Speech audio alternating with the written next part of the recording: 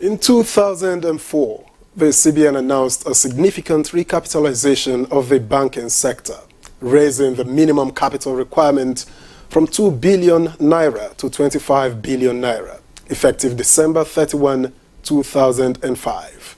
Well, now enter the renewed hope agenda of President Bola Tinubu, which covers all sectors of the Nigerian economy. As such, the banking sector is set for an ambitious goal of achieving a gross domestic product GDP of $1 trillion by 2030, with clearly defined priority areas and strategies. That's right, Victor. The governor of the Central Bank of Nigeria, CBN, Olayemi Kadoso, says it is important that banks have a role to play for Nigeria in the anticipated $1 trillion economy by 2030. The CBN governor made this known at the 58th Annual Bankers' Dinner organized by the Chartered Institute of Bankers of Nigeria in Lagos recently. Indeed, the planned implementation for the banking recapitalization for deposit money banks, DMBs, according to the CBN governor, means that DMBs will be required to raise additional capital to meet the demands of the Nigerian economy. Absolutely. Mr. Kadoso added that going by the huge developmental role the Apex Bank would want the banks to play in the next 7 years, it has become imperative to demand their recapitalization, and to achieve such target, Nigeria needs to experience a more rapid and inclusive economic expansion. And now, as the program focuses on the recapitalization of banks, which is a critical financial matter with the potential to reshape the country's banking landscape, the initiative has sparked intense discussions and speculations across board. And just yesterday, the Central Bank of Nigeria clarified media reports suggesting that some licensed commercial banks in the country had failed the CBN's capital adequacy ratio for international authorization. The bank appealed to Nigerians to disregard the media reports as it did not emanate from the Central Bank of Nigeria. Yeah, in fact, Yenre, the CBN statement added that the Nigerian banking industry remains resilient as key financial soundness indicators were within the regulatory thresholds. What are the implications and potential outcomes of this significant move that could redefine Nigeria's financial sector? Now, this and more will form the crux of our conversation as we focus on the proposed recapitalization of banks in Nigeria. I am Victor Azo. Thank you for joining us on Good Morning Nigeria. It's the second episode for the week. I'm very excited to have you this morning on Good Morning Nigeria, Victor, because I know as a sports enthusiast, you are excited about the CAF Awards. It's written all over my face. Yes. And I just hope that you will be celebrating, for us here, right here in the office. Chukudi will join us to do that. Okay, of course, that will be during News Super Review. We have all the other segments on the program coming up this morning on Good Morning Nigeria. Don't forget the news highlights in just a moment, business news, and yes, we will take a look at the world of sports. So much more for you this morning. I'm Henry John, but for now, let's pause right here and let Zenret Dingmom fill us in with the latest on the morning news. Zenret, good morning. Good morning, Henry, Victor. Thanks for joining us on the morning news. The Tudunbiri drone misfire has continued to receive sympathy and show of concern by Nigerians, but President Bola Tinubu believes the best gift is for the armed forces to compensate Nigerians with total victory over the enemies of the state. President Tinubu bore his mind over the Kaduna incident at the opening ceremony of the Chief of Army Staff Annual Conference held in Maiduguri, Borno State. I am deeply moved by your devotion to service and the sacrifices you and others in uniform have made for the defense of our nation. The professional conduct you demonstrated during election in Bayelsa, Imo, Kogi State underscores your role as a guardian of our constitutional order. The federal government has expressed readiness to collaborate with state authorities to provide developmental projects and basic services to the citizenry. President Bola Ahmed Tinubu stated this when he called on the Sheikh of Borno, Abubakar ibn Umar Gabriel Al-Kanemi, and inauguration of 107 gas and electric-powered vehicles procured by the Borno state government to ease transportation.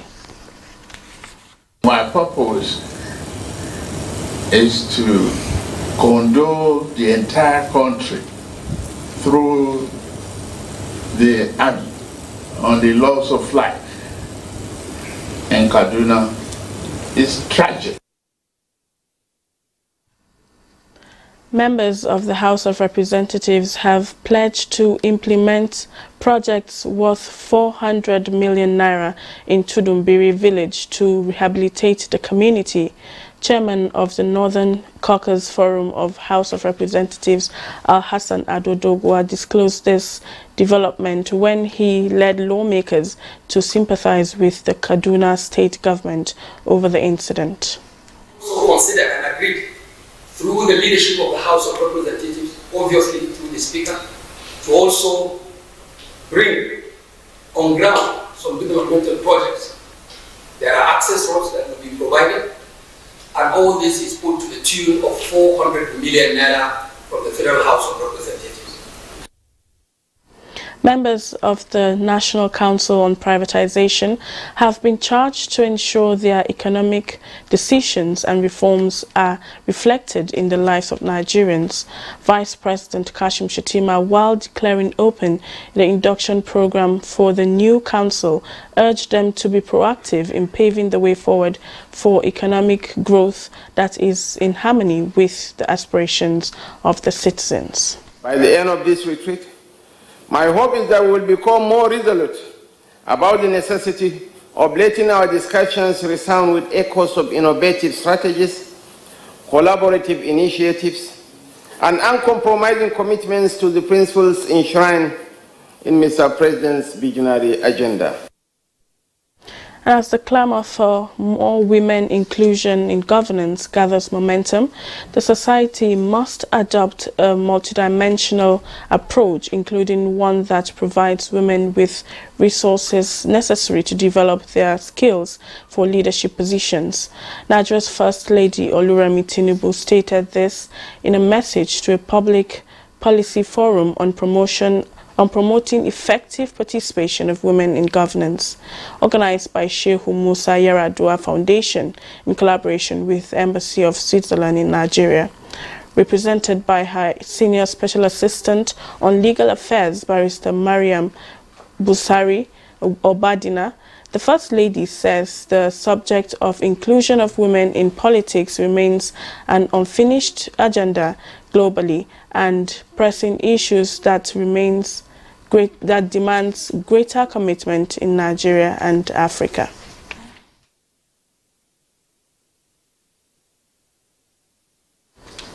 Adapting to new legal challenges and complexities remains a symbol of integrity and impartiality.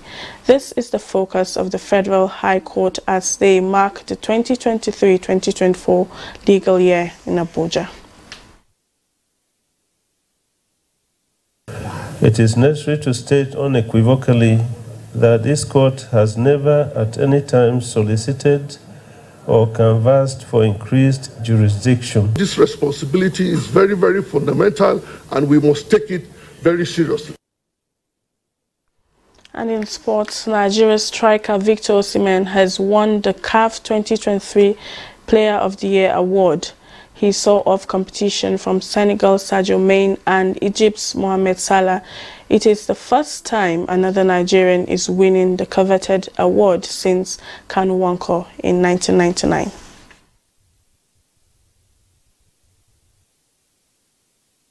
The player of the year, joueur de l'année 2023 pour 2023 in terms of the votes pour les votes has been cast is also from the beautiful country, est également du merveilleux pays Osimhen. Victor Osimhen. Félicitations à Victor Osimhen.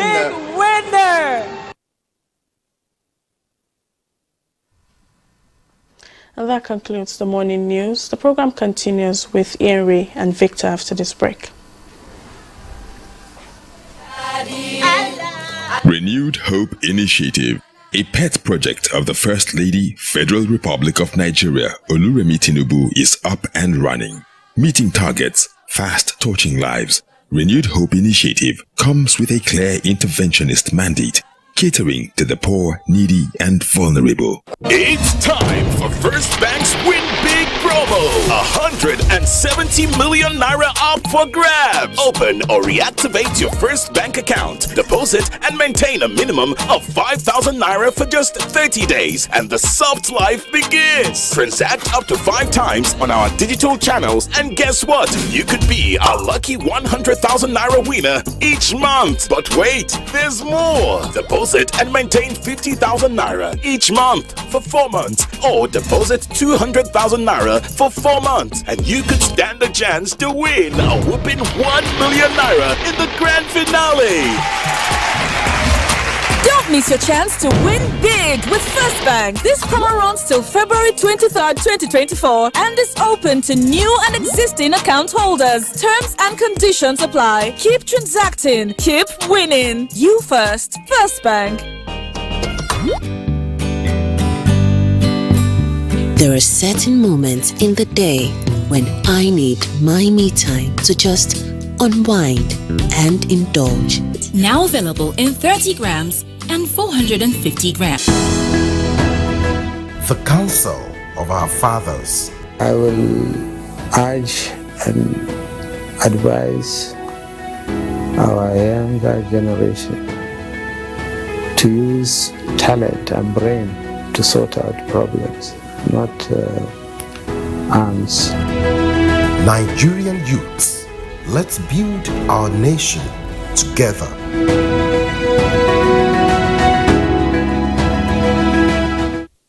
The new Milo 3-in-1 Milky and Creamy is truly milky and contains calcium. No need to add milk for that rich, creamy cup, which helps to nourish and energize your kids. Milo! Something new is about to hit your imagination of TV. A brand new sundial with StarTime's inbuilt technology. New TV innovation with an inbuilt decoder that connects you to both StarTime's antenna and satellite signal. StarTime Sundial TV, you can enjoy over 300 local and international channels, 1 month StarTime's highest bouquet for free, automatic system update. More benefits, more affordable. StarTimes Sundial TV is available in all StarTimes branches and dealers countrywide. StarTimes Inside, entertainment inbuilt.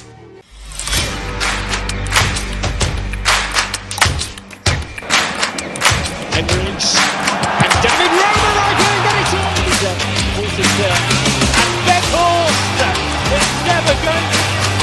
And the make of the move, and Openda!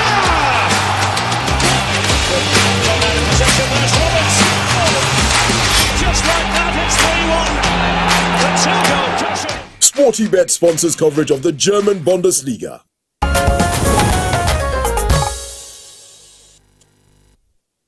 All right, welcome back. Minister of Industries, Trade and Investment, Doris Uzoka Anite, directs agencies under the ministry to align mandates with the 8-point agenda of the federal government. Let's join Kunle Adeyeye for details. That's on Business News. The mandates include economic growth, food security, access to capital, poverty alleviation, inclusivity, and job creation. The Minister of Industry, Trade and Investment, Doris Uzoka Anite, while inaugurating newly appointed chief executive officers in the ministry, reiterated federal government's stance on corruption.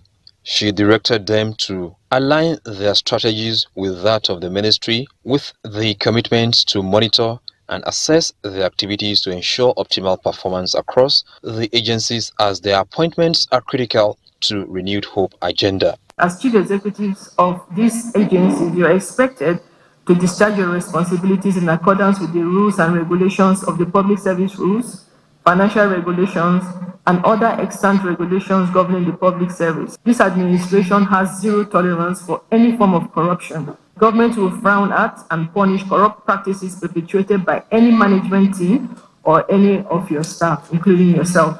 The Executive Director, Nigerian Export Promotion Council, NEPC, Noye Ayeni, affirmed the resolve to deliver on the mandate in line with government's stance on economic growth and recovery.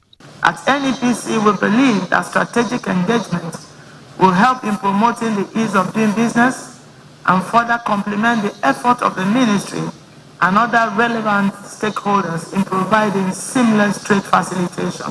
She reminded them of the president's resolve to center Nigeria's economic revival on the foundation of trade expansion through small, medium, and large-scale industry facilitation, and to the details of Monday's tradings on the floor of the exchange.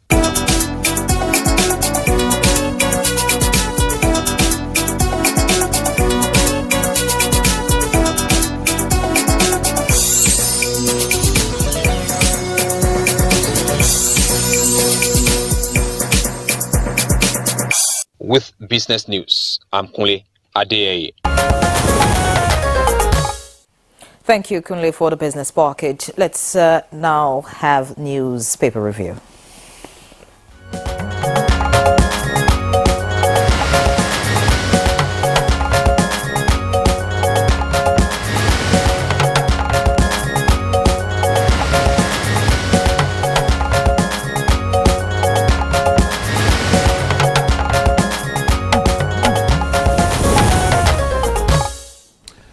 All right, thanks for being there. It's time for newspaper review, and Chukwudi Okoli Ubaja is already seated. How's it? How are you doing, brother? I'm good. So I'm not a sister. You look good. So I'm not a sister. You look good. You always comment Victor every morning. Last week you did, and then you said brother. So I'm not a sister. This brotherhood is on another level. I am not dressing myself down, but I have to observe that the guy dresses well. Nyere, how you doing? Jealous, Nyere. Good to see you guys. All right. Well, I have the leadership here with me, and quite a number of interesting captions here. Above the nameplate, 144,910 cases pending in federal high courts. That's one. And below the nameplate, immediately after, leadership announces Tinubu Man of the Year. Interesting one. And after that, PDP declares defected 27 Rivers lawmakers' seats vacant. New policy direction, 1,358 projects threatened as CBN stops intervention funding. And with a rider anchor borrowers program, 6 others to go. 4.6 million farmers, companies, others to repay 5.25 trillion naira. And finally, and by no means the least, the big one, CAF 2023 awards, Osimhen, Oshoala, Nnadozie emerge African Players of the Year. I was going to take him to a tribunal, but well, maybe they say sometimes it's better to save the best for last. Indeed. That's a good one, isn't it? Yara, what do you think? Of course. We're not preempting your own listing, but I couldn't resist jumping in there. I'm very excited about the CAF awards because we saw 2 women coming out strong there, 2 Nigerian women, Oshoala. See where she started from? Oh yes, that's my own angle Victor to is the your story. brother, by the way. Yeah, this is not a sexist arrangement. It's not about that. It's not about that. It's team. But I'm saying that for me as a woman and as a female journalist, if I were to give a headline to this, that's the angle I'm going to take it from. Yeah, and I'm free to express myself that way. You have forced me to jump the one that thrills me more. Yes, Chiamaka Nnadozie is goalkeeper of the year. Let's applaud that. That's great. 6 times. Super Falcons forward assistant national team of the year. And first woman to win it 6 times. Of course. More importantly, like that's I told news. Yenre, right? Like I told Yenre earlier, it's not about whether it's male or female. All of them are appreciated. That's the truth. But Nigeria hasn't had a shot at this Victor Osimhen's award in 24 years.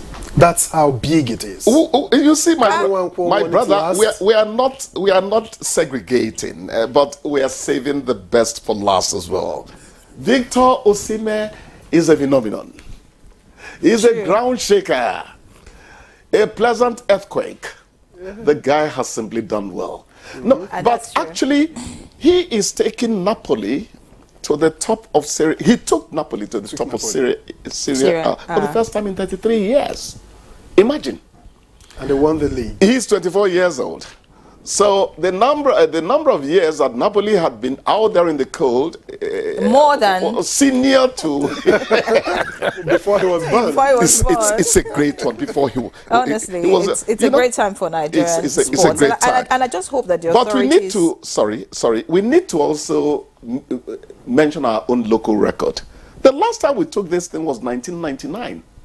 Victor Osimhen was just a few months old when Kanwanko lifted it in 1999. That's what I was going to say, that it's important that the authorities or those who are in charge of sports in this country look inward and begin to, make some corrections. Before the program started, Victor made mention of the fact that not Victor Osimhen now, Victor Azu, made mention of the fact that... The rage of the victors. Victor said, Osimhen won it because we didn't have... it wasn't a year of AFCON, because if Nigeria isn't going to do well in an AFCON year, then of course, for whatever he does in his club, they will look rather closer at home. Yes. So now, right. Yes. You're right. So it's important that we up our game. It would have detracted. Yeah, if Nigeria doesn't win it and doesn't do well, that's a very good point. You'll find that they will look towards those who won it. Yes, exactly. It wouldn't matter. Yes. So we need to do better. The year the Lord has made for us, then no AFCON. Maybe they should not hold AFCON for the next. So you mean our football can be better? It's okay. I'm not a pessimistic man. You can see that I don't look at one bit. All right, so let's just take a look at some other papers that we have. The headlines quickly before we get into the discussion properly. The Daily Times newspaper here has a different lead, and it's on what's happening in Rivers State, and the lead story here says, Axe dangles on Fubara as 27 lawmakers defect to opposition APC. The riders' impeachment silhouette appears. Governor holds emergency EXCO meeting. Details on page 5 of the Daily Times. And then we have Second Niger Bridge faces fresh challenges. That's right, in the Daily Times. You want to find out what is going on with the Second Niger Bridge. We have Edo 2024 Guba. Let the people decide next governor. That's coming from the current deputy governor, Philip Shuaibu. Finally, from the Daily Times, we have Naira redesign sent millions of farmers out of business into bankruptcy, and that's credited to the minister. So away from the Daily Times now, next is the Daily Trust. The lead story here, of course, is the CAF Awards, and as already mentioned by Victor, Nigeria did great yesterday. Above that story, just below the masthead, we have Fubara Mom. PDP demands fresh polls as 27 pro-Wiki lawmakers join APC. Organ harvest. Victim sues Alliance Hospital, demands 700 million naira compensation. Details on page 5. And next, we have bandits at Dock 23 in Abuja community. And yes, we have a warning, and that's coming from the President of the Federal Republic of Nigeria now. And the warning is going to the army. And it says accidental bombing of civilians must never reoccur. Below that, we have how Naira redesign grounded farmers. And finally, we have CBN suspends processing fees on large deposits. Some of the stories in the front page of the Daily Trust this morning. So, Chukwudi, besides the CAF Awards, what other thing interests you? I deliberately steer away from politics in Nigeria because Nigerian politicians appall me. I don't think I'm very friendly to them. I don't. So I try not to get onto their turf because I know that what I'm going to say is not going to be very salutary. Now, what's happening in Rivers tells you that we have a long way to go, in terms of being counted as one of the best examples of democracy. On the continent. Look at how a feud is developing into political division. And before you know it, we'll start hearing that somebody is going to be impeached by somebody, some people and all that. It's not very good for us, particularly when we pride ourselves as the example Africa has to emulate endlessly, because Nigeria is a great country, my brother. I'm not saying it because I come from this patch of earth. Nigeria really is great. But how great are Nigerians making Nigeria? That's the point. We have to work. We have to work and drop certain attitudes that do not label us as people who are serious about certain things.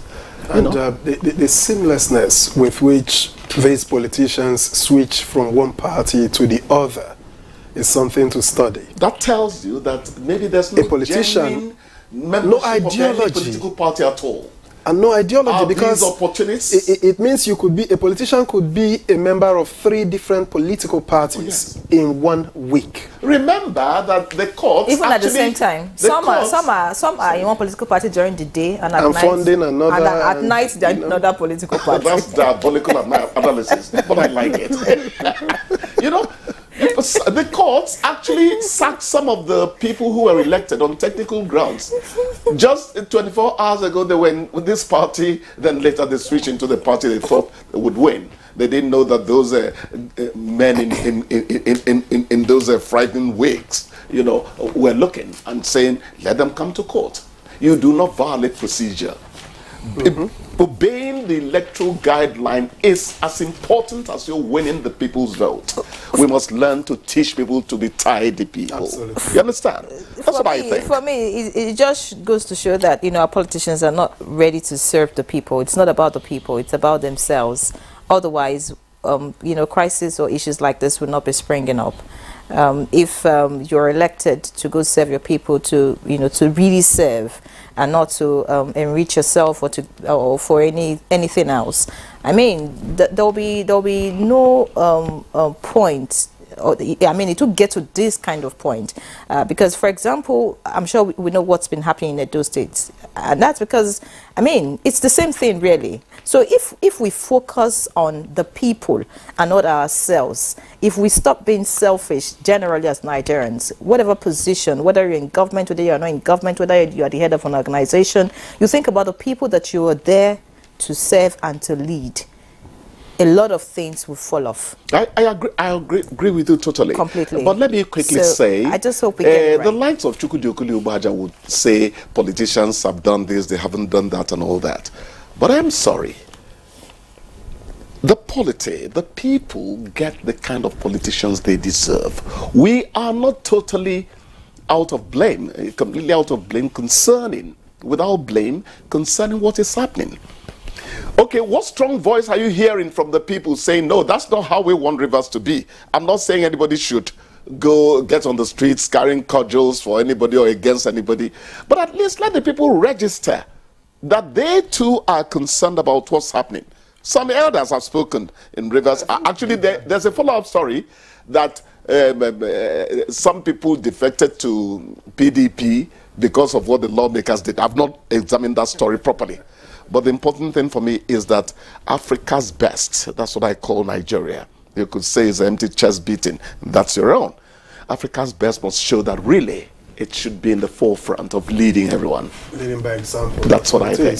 Yeah, well, yes, we're done with the papers. I think we should just push Chukwudi out.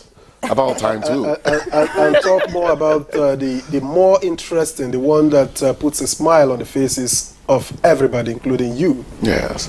Victor Osimhen. Victor Osimhen. Celebrate him. Gangling Victor Osimhen. I'm prepared to bear Osimhen for 1 day. I remember feeling the job. You know what they called me on the field of play? Lukito. No, don't take me back. You know.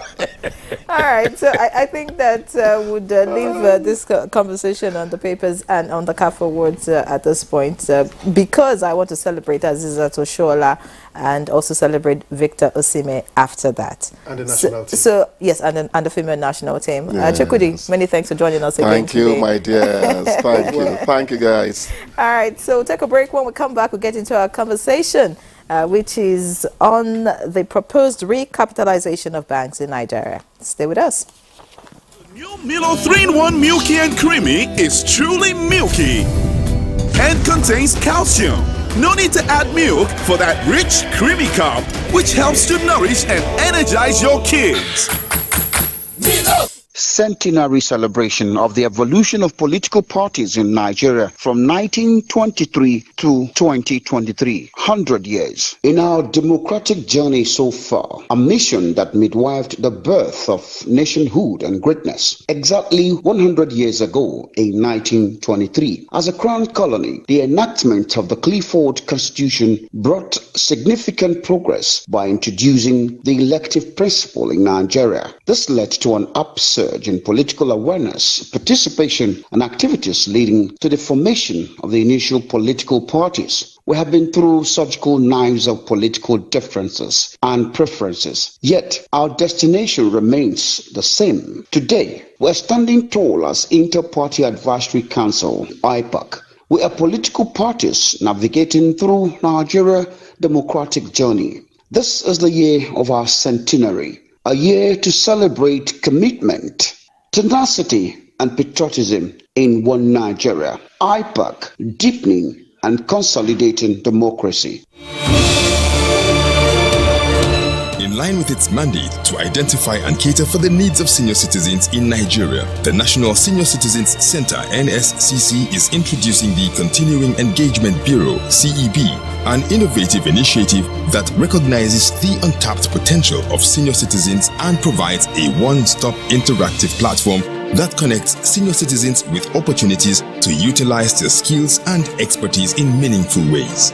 NSCC invites senior citizens to be part of a vibrant database of experienced professionals, technocrats, and artisans from various fields of endeavor ready to continue to contribute to community. Are you 60 years and above? Are you retired from the formal or informal sector? You can break free from loneliness and despondency and put your passion, experiences, and skills to use. Whether it's mentoring young professionals, sharing advisory insights, volunteering for community initiatives, or providing valuable consulting services, the National Senior Citizens Center Continuing Engagement Bureau (CEB) connects you to opportunities. Interested senior citizens are invited. Go to www.nscc.gov.ng/CEB to register and fill out your unique profile in area of specialization, years of experience, skills, and preferred area of service engagement on voluntary or contract basis. NSCC equally invites employers of labor, government NDAs, organized private sector, organizations, educational institutions, engineering, medical, pharmaceutical, consulting, manufacturing, agro and allied outfits who may wish to engage the services of qualified, experienced, skilled, and steady hands of senior citizens. Go to www.nscc.gov.ng/CEB to register and fill out your organization's requests. Take a leap today. NSCC, improving quality of life for senior citizens. Welcome back. If you just joined us, you're watching Good Morning Nigeria live on the network service of the NTA. Before we begin our conversation, which is on the proposed recapitalization of banks in Nigeria, let's take a look at this background report put together by Joseph Otsen.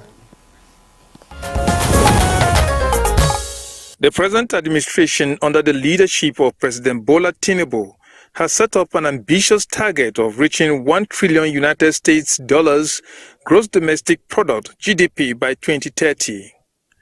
Governor of the Central Bank of Nigeria, Olayemi Okadoso, revealed the plan in his report to the Policy Advisory Council on the national economy.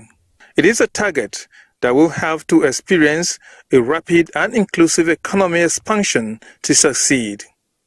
The journey to the administration has commenced through fiscal reforms, including the removal of petrol subsidy and the unification of the foreign exchange market rate.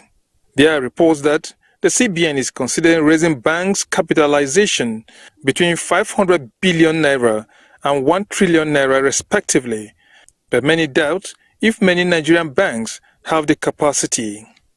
The governor of the central bank recently alluded to this when he revealed the plan for the recapitalization of the deposit money banks. By this, banks will infuse resources into others to enable them meet the mandatory capital adequacy set by the CBN. The last time CBN enforced such exercise was in 2004. The Apex Bank raised their capital base from 2 billion naira to 25 billion naira. The CBN Governor, Olayemi Cardoso, says the planned capitalization, among other reforms, would guarantee capital adequacy and fortify the industry for future challenges. On Good Morning Nigeria, financial and economic experts will share perspectives on possible success of the exercise and likely pitfalls to be watched out. Right, and seated right here with us in the studio to discuss the proposed recapitalization of banks in Nigeria is Professor Uche Owaleke. He's Professor of Finance and Capital Market, Nasarawa State University. He's also President, Association of Capital Market Academics of Nigeria. Prof, a pleasure to have you join us. Thanks so much, Victor. Good morning, Victor. Good morning, I. Good morning, Nigeria. All right, and also here with us in the studio is Abubakar Ahmed Tanimu.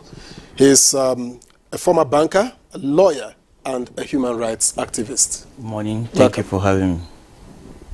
Also joining us from Lagos via Zoom is Dr. Bayo Olugbemi, the immediate past president, Chartered Institute of Bankers of Nigeria. And congratulations on your investiture as fellow Chartered Institute of Stockbrokers, which is taking place today in Lagos. I hope you are invited. Bayo, good to see you. Welcome to Good Morning Nigeria. Thank you very much. Thank you very much. I appreciate that. Thank you. Good morning, everyone. All right. So let's begin right here with Professor Owaleke. Yeah. What, in your view, could be the primary motive? The last time we had it was around 2004. That's a long time. But what do you think is the motive at this time to recapitalize and to the tune that we are doing it? I think your background, report, provided that, mentioned that the government is desirous of attaining the $1 trillion economy within the next, before the end of the decade. And of course, what that means is that our financial system must also, be able to power that. Okay, and part of that is also the fact that if you look at our banking sector today, or the banks today, if you look at their size is nothing compared to some banks you have in some other countries. For example, it's often said that our largest bank here, for example, is quite small in relation to a bank, say in South Africa, for example. So over time, we have had, you mentioned it since 2004, 2005. So we've had, naira devaluation. We've also had, rising inflation rates, particularly the issue of naira devaluation. Okay, our banks today, in dollar terms, whether in terms of market cap, whether in terms of their capital base, or also in terms of asset base, in dollar terms, the size is small. And for them to be able to even compete globally, okay, you need to scale up the size of the banks, at least to be able to play in the international scene.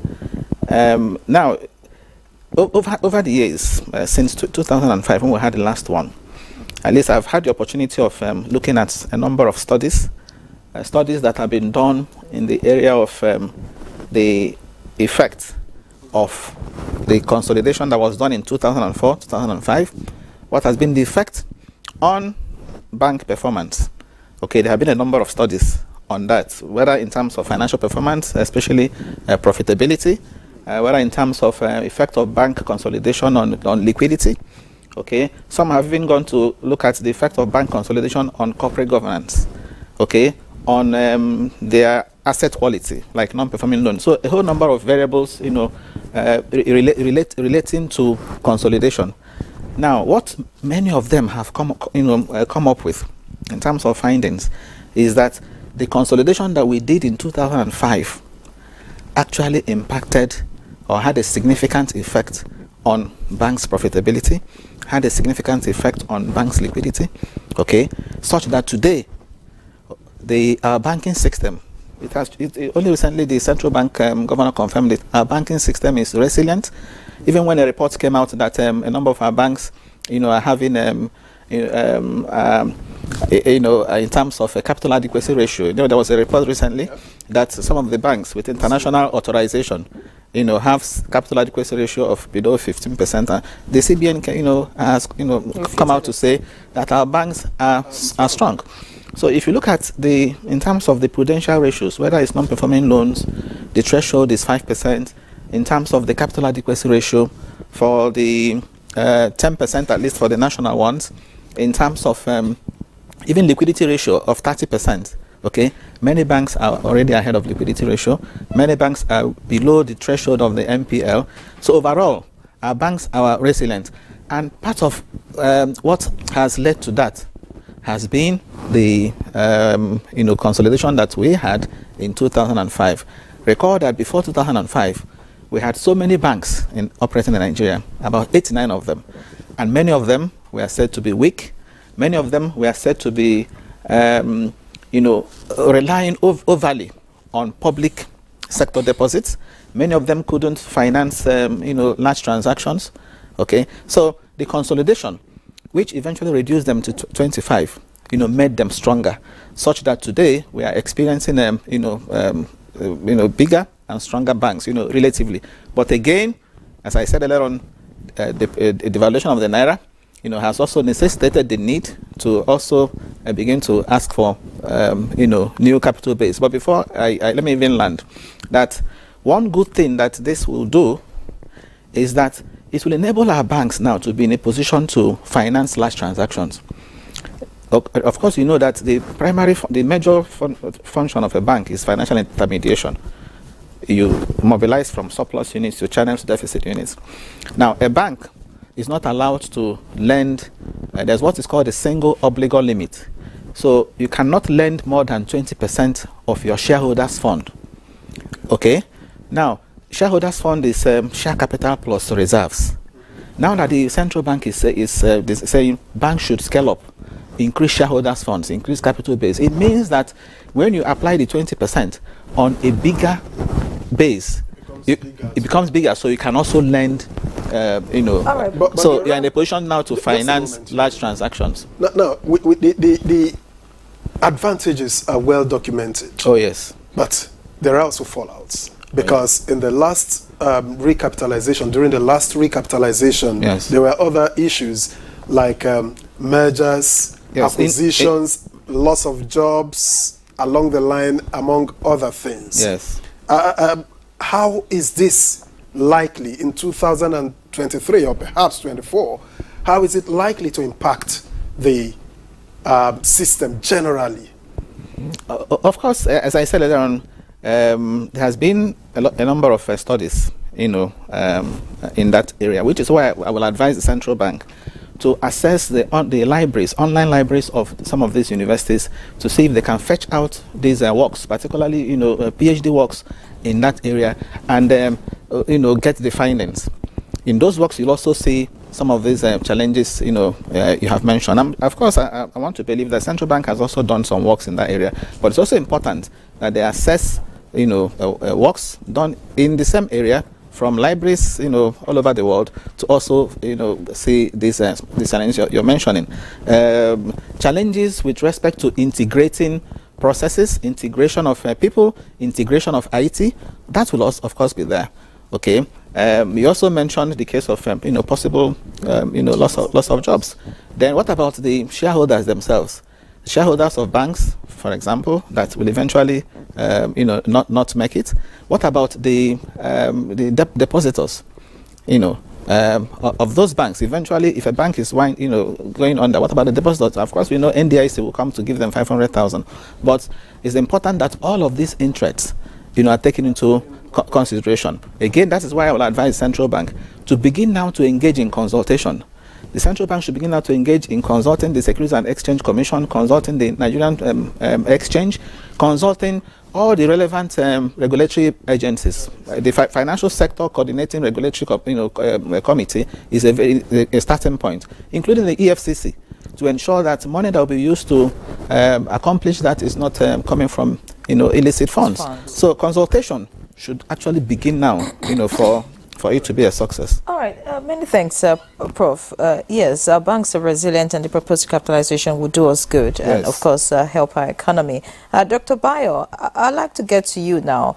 I'm sure you agree with some of, the comments made by Prof. And if you agree, what are the strategies or if you like, measures that you think banks should consider in meeting the new capital requirements? And then how would this likely affect or impact your operations and services to customers?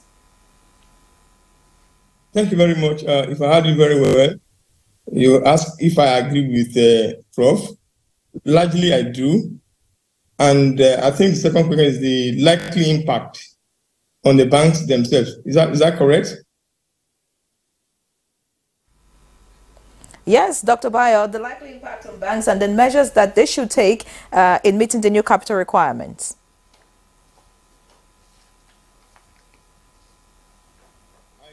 I didn't hear that very well, but let me just say that, number one, it is apt, or it is very, very important that the capitalization be done, as mentioned by the CBN governor, because of the fact that we want to eat the $1 trillion economy, GDP, in this decade. So it is very, very important because the banks are the engine room, if you want to call it, the engine room of the economy. And for the bank to be able to finance large transactions, there's a need to review the share capital of the banks. However, I will advise, just like Prof said, that CBN should sit down with every stakeholder, the banks themselves, the shareholders, other regulatory agencies in the financial services space, to ensure we are on the same page. I was deeply involved with the 2005 recapitalization, and I could see that there were a lot of if we may call it strange bedfellows coming together to ensure they meet the capitalization threshold. So in that wise, there were a lot of discomfiture, a lot of dislocation, a lot of issues, because some of those banks were not, they don't have the same culture, they don't have the same way of doing their things. So coming together, because more or less they were forced to come together, affected their performance. I won't mention any bank. Some of the banks, one or two of them, have not actually come out of that 2005 saga. They're still struggling.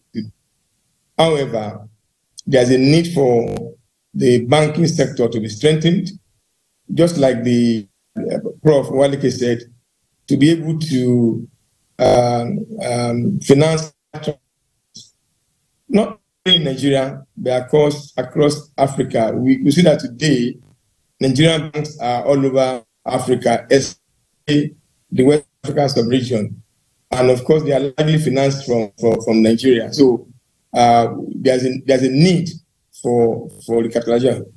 Like I said, we must sit down together to agree on threshold, to agree on the timing, and to agree on the timeline also, because it's very, very important that we have a timeline that will be beneficial to everybody, such that no depositor, no shareholder or investor will lose out at the end of the day. Of course, there's no way measures and action will be done that some parties will not be negatively impacted, but such should be cushioned or should be ameliorated by ensuring that enough time is given, rules are set, and everyone is in a good mood to go on with the new policy. All right. Many thanks, Dr. Bayo. So we just come in here, of course, to engage Tanimu. Now, let's hit the bull's eye. I call it the bull's eye because where the people will be impacted. How is this?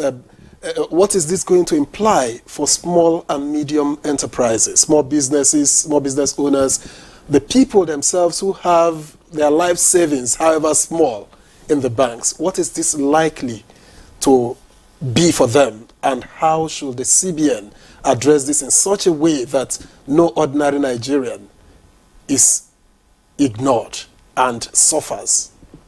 Thank you very much. Ordinarily, we should be celebrating, and this policy is not a drive that should be pushed by the CBN. It should be ingrown.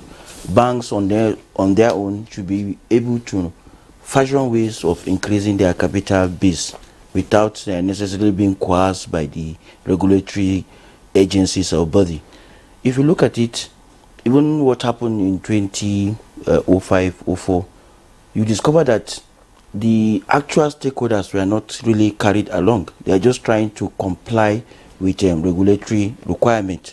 So as we now have it at this moment, stakeholders, critical stakeholders, the players, the depositors, the employers, and the various banks are equally critical stakeholders that should be carried along. Before stating how it will impact in one way or the other, there's one critical aspect that we have not been actually focused much on. You see, all policies of government are based on data. If the data you are working on are not accurate, you continue to get faulty results. Being in the banking sector, we know what transpired. A lot of figures that are being churned out are cooked figures. Figures are not sustainable. The regulators are supposed to be regulating banks. They are being spoon-fed. You see a situation where I'm surprised you don't have, I don't know if you have approached the Central Bank, because they ought to be here on this program so that we could just share some kind of things that happens in our banks. If you are reporting inadequate or inaccurate figures, you have non-performing facilities, they've gone bad practically, and you cook your figures, your books, in the sense that you make an institution to appear to be viable, to be a going concern, and a third party is coming to now come and inject his capital, his funds, so that to increase the capital base. Here you have written that you don't have your non-performing loans are doing fine, but in reality your bank is a zero, you don't have anything. Then you are now injecting funds that should be used, because any increase in capital is for a specific purpose. Either you are increasing the size, you want to employ more staff, you want to deploy the latest apps to make the bank more effective, more technology driven. All these things, even in the capital market, the Security and Exchange Commission, you have to put it in your prospectus to say, okay, these monies that you are being, because the only way they can get most of the capital injection that it requires is through shares allocation and going back to the markets to increase that. That's one of the way equity injection. So now we are dealing with issues of cooking of records and figures, and up to this moment, the CBN has not been able to resolve that issue, because you'll be shocked that a bank could be examined maybe three times at a row, and it has always been healthy. Then maybe in less than 6 months, then you see that the bank has gone under. What really happened is because the figures that are being thrown out are not reliable. So are you saying that the CBN is not doing its job? Absolutely.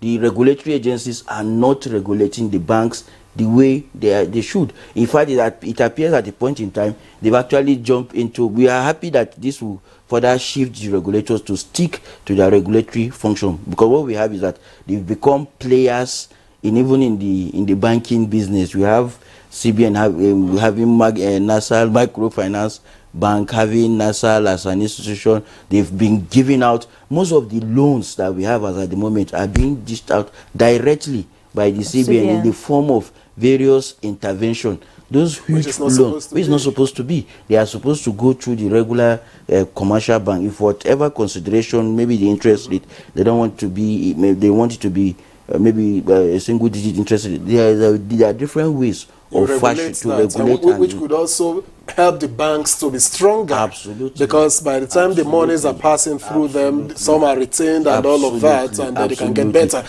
But how I was going to ask, is this likely to cause a freeze on access to credit facilities? This kind of recapitalization. Basically, that's why I said we should be celebrating. If you have so much funds, the next thing that should naturally be is for you to, because banking is about financial intermediation, and the more you keep such one without giving it out as loans, then it will be detrimental to the banks. But over time, the problem with most of our banks is not that they don't have those funds to give out, but they look at the quality of the type of loans they want to give. So they are not interested in giving small scale players. They are rather so what you're saying in essence that it's not likely going to affect the smaller medium scale enterprises. It has to be a deliberate policy by the regulators. If you have too much funds, naturally it will affect both the big and the small scale. But the way you go about it, let me give you an example. Banks will be more interested in financing maybe a Dangote refinery. You know why? Or a politician. Or politicians don't normally go to banks. Yes, the collateral now. What do you need? They don't go to bank directly. They use their various companies. So the bank will be more comfortable because they have collateralization. They know that they could use other means. But when you talk about small scale, you have people financing purchase of cars. You need a lot of checking on those smaller scale, and the returns is quite small. So what we are saying is that we are happy it's being done, but as they are doing it, special attention should be focused on these small scale businesses and the records of the banks, most importantly. And you know, Prof, you see, the small scale businesses, I'm sure you have the figures, they are the drivers of the economy.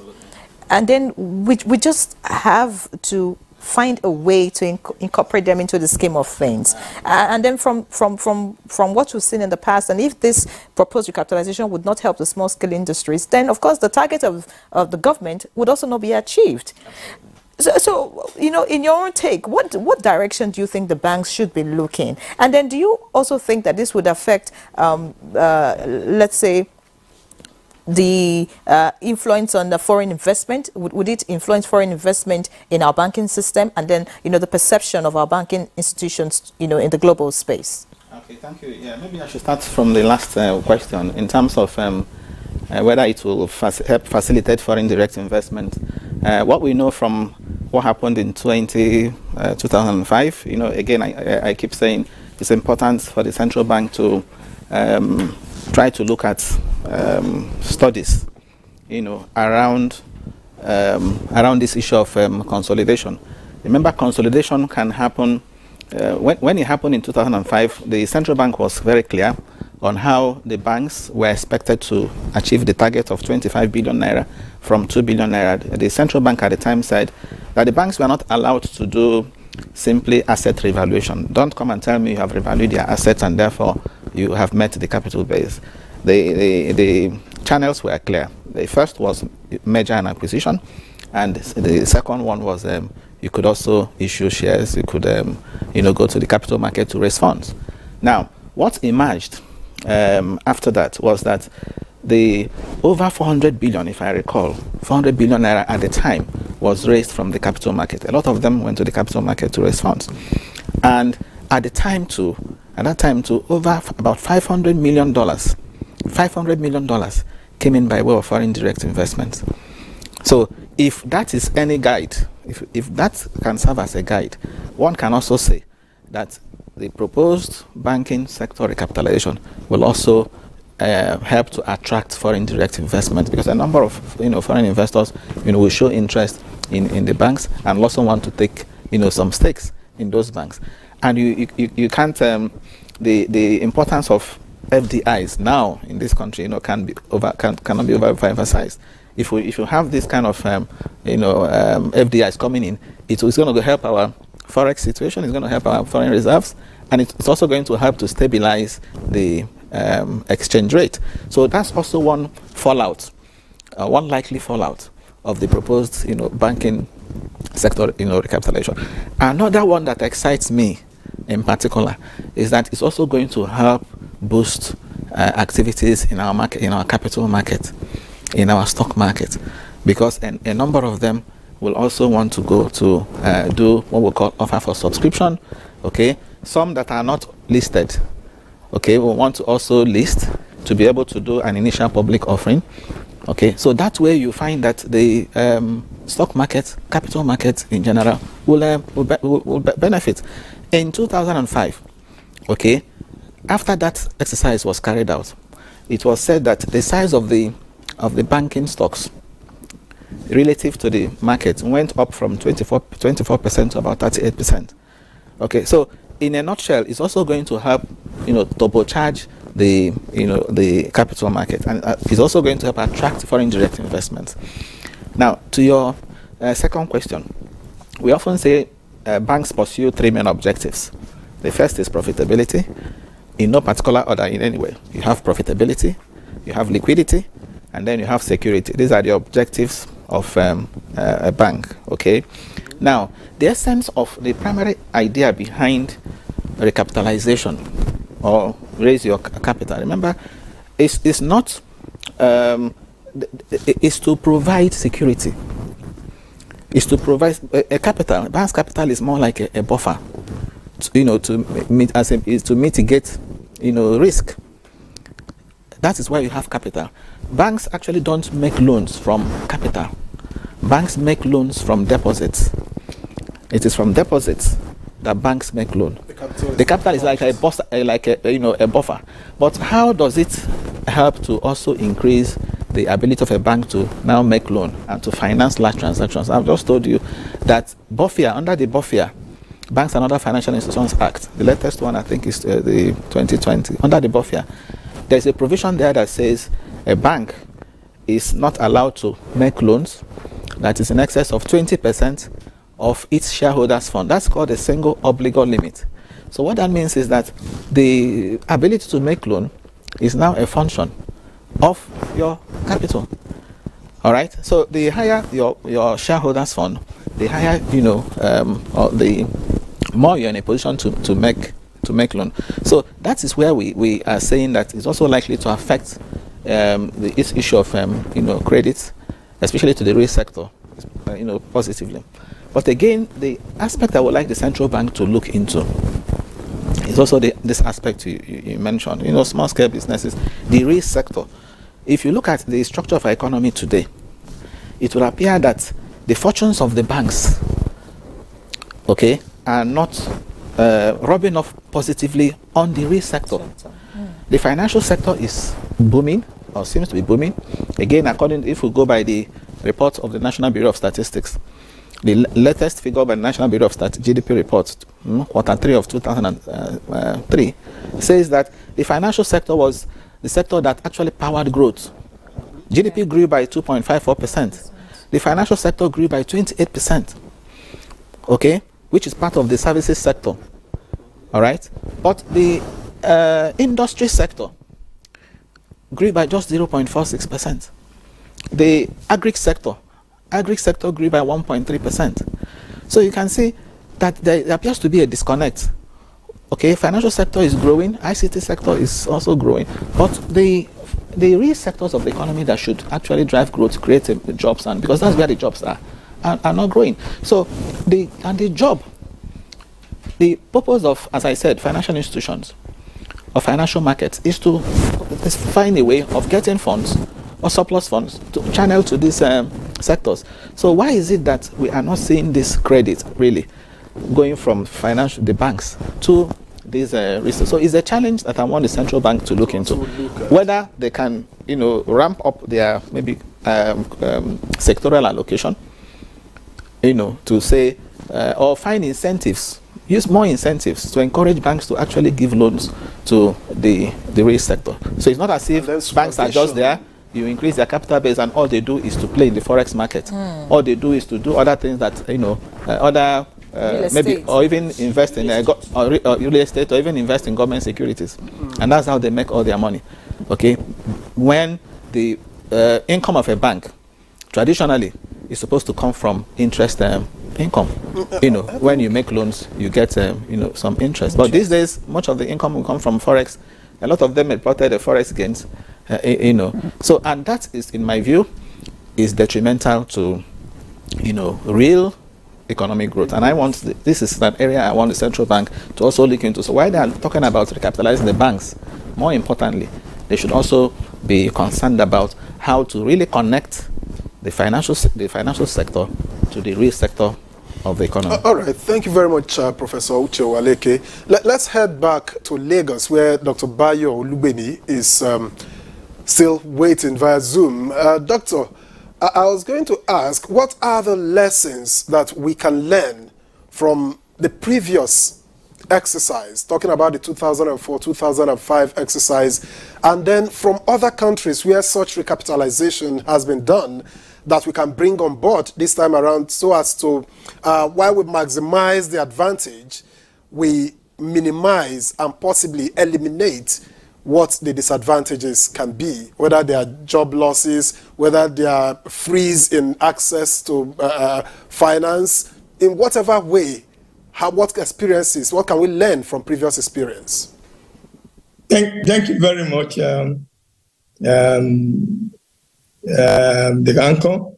But let me first use 1 minute or so to make some comments from the previous submissions by my brother, Prof, and the other gentleman. First and foremost, the banks or financial institutions are there for what we call intermediation, taking from the surplus sector and giving to the deficit sector. No bank will deliberately not want to lend money, because that's the basis of our existence. That is a major core competence or area of core competence, lending. However, as Prof said, there are three major reasons or major issues. I mean, reasons why banks are there. Profitability is one, liquidity, and security. And security is very, very important. This money at the end of the day actually belongs to you, depositors and investors, basically depositors. And you don't want to throw away depositors' money. At the end of the day, you are accountable to them. So you want to ensure that whatever set of the economy you are giving money to, the money will come back. Not because they have collateral or securities. That is actually secondary. The primary thing is, what are they investing the money in? What are they using the money for?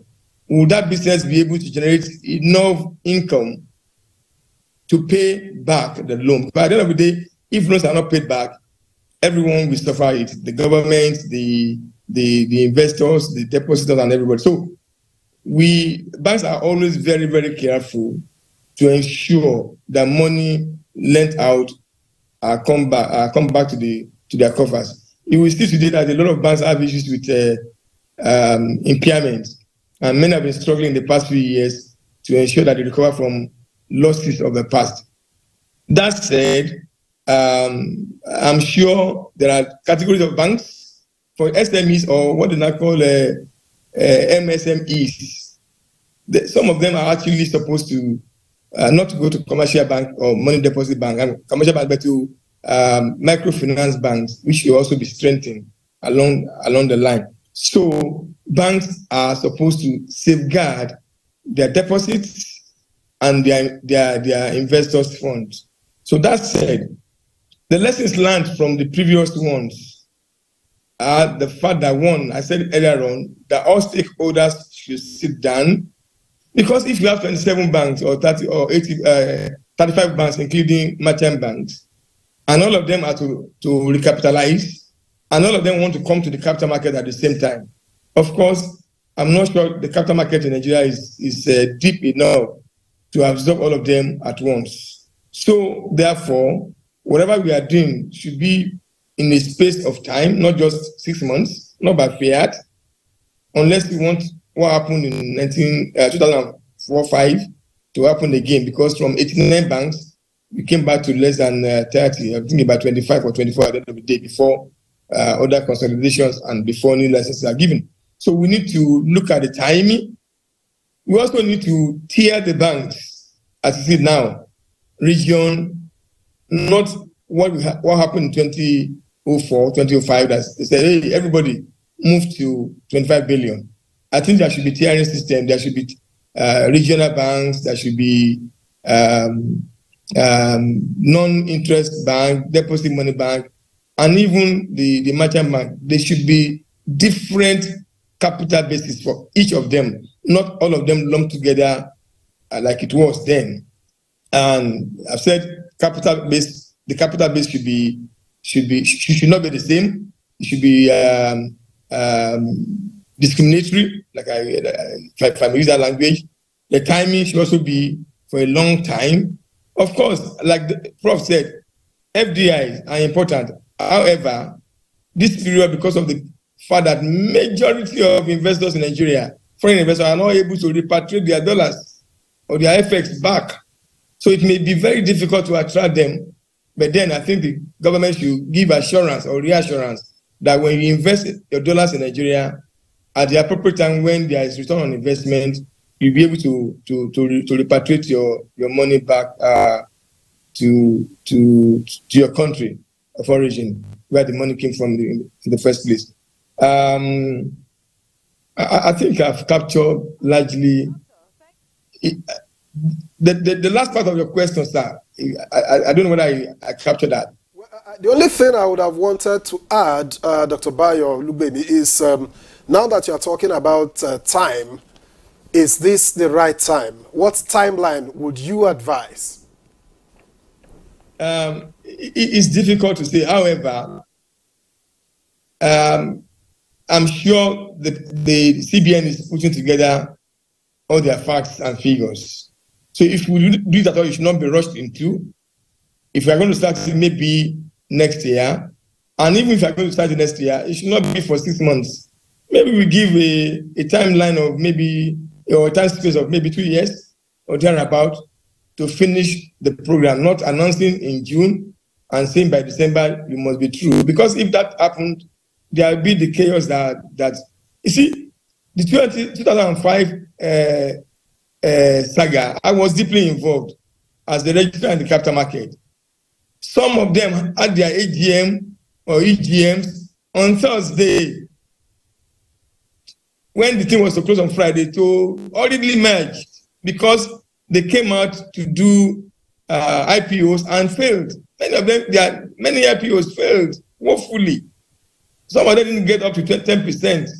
So they have to now do mergers and acquisition hurriedly. On Friday, they had their EGM. By Friday, they submitted their papers to CBN. And of course, CBN had no option than to allow the mergers. That was why we had a lot of strange bedfellows that came together, and many of them struggled until 2009 when Sanusi policy had to weed out many of them. So we should not rush into it. We should be very, very deliberate. We should be very, very intentional.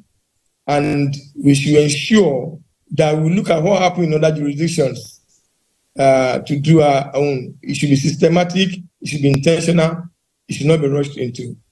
Okay, Dr. Olugbemi, thank you so much. You have made very clear points there, and I hope that those who should be listening are listening, to some of the comments being made this morning.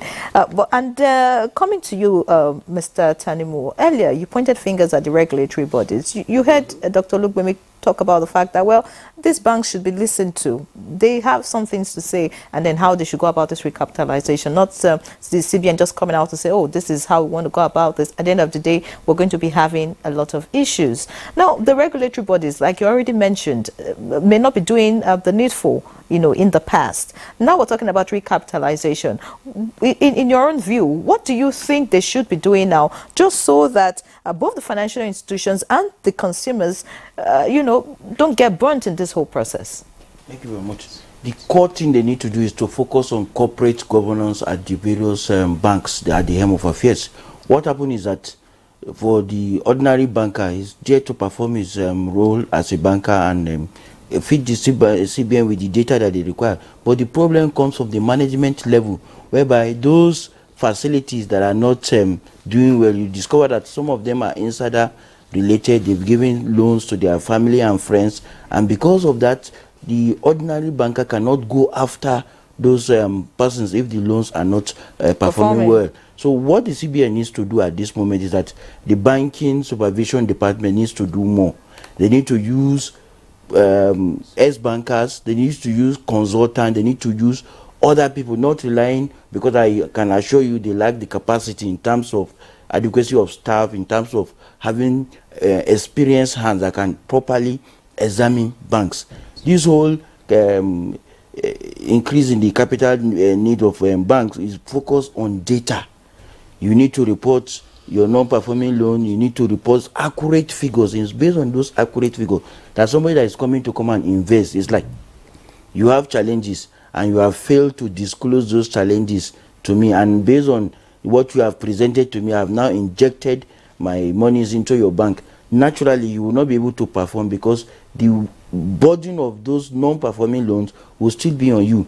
The CBN can achieve this if every record, every data from every bank are not only just taken on the face value, they should be subject to verification. We should have integrity tests whereby at the end of it all, every bank should be able to present accurate